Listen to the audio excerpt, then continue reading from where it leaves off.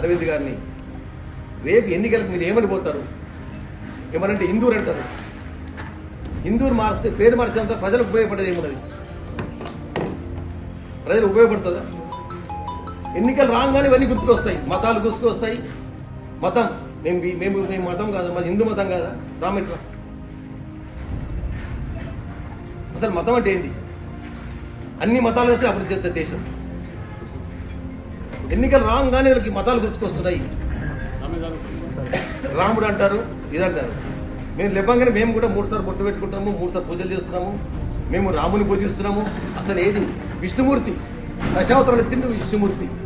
దాంట్లో ఒక అవతారం రామావతారం ఎత్తిండు ఆయన. అసలు ఇప్పుడు కలిగి అవతారం ఏం తెలుసా? ఏడుకొండల స్వామి. అంటే ఈ విధంగా ప్రజలు మభ్య పెడుతుంది తప్ప ఈరోజు నిజామాబాద్ పట్టణంలో కిల్లాని ఎవరు డెవలప్ చేశారు? కాంగ్రెస్ ప్రభుత్వం డెవలప్ చేసింది. ఇలా డిస్ప్లే రామాలయం ఎవరు డెవలప్ చేశారు? కాంగ్రెస్ చేసింది. సుభాష్ రామాలయం ఎవరు డెవలప్ చేశారు? అక్కడ ఉన్న కాంగ్రెస్ సభ్యులు సభ్యత్వం కూడా డెవలప్ చేశారు. ప్రతి టెంపుల్ కూడా చేసింది కాంగ్రెస్ ప్రభుత్వమే. కాంగ్రెస్ ప్రభుత్వం అనేది ఏ ఒక్క మతానికి సంబంధించి కాదు, అన్ని మతాలను తీసుకెళ్లే కాంగ్రెస్ పార్టీ. బడుగు బలహీన వర్గాల పార్టీ కాంగ్రెస్ పార్టీ.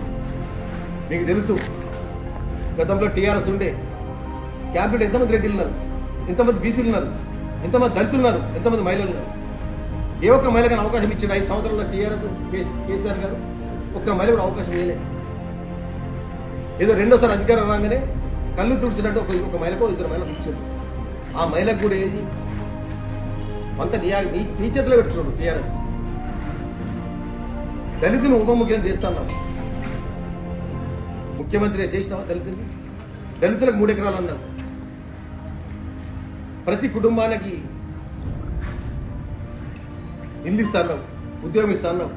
ఏ ఒక్క ఉద్యోగం నచ్చిందా? 10 సంవత్సరాలు. అదే కాంగ్రెస్ ప్రభుత్వము ఇచ్చిన వాగ్దాన్ని ప్రతిదీ నెరవేరుస్తున్నాము. ప్రతి నియోజకవర్గానికి ఇల్లు ఇస్తున్నాము, రేషన్ కార్డులు ఇస్తున్నాము, సన్న బియ్యం ఇస్తున్నాము. అన్ని పథకాలకు, అన్ని కులాలకు, అన్ని వారికి కూడా మేము కాంగ్రెస్ పార్టీ అండగా ఉండి అభివృద్ధి దశలు కనిపిస్తుంది కాంగ్రెస్ పార్టీ.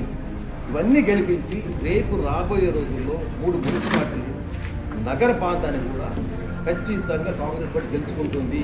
ఈ బీజేపీ మాయమాటలు ప్రజలు నమ్మకండి, అభివృద్ధి చూడండి.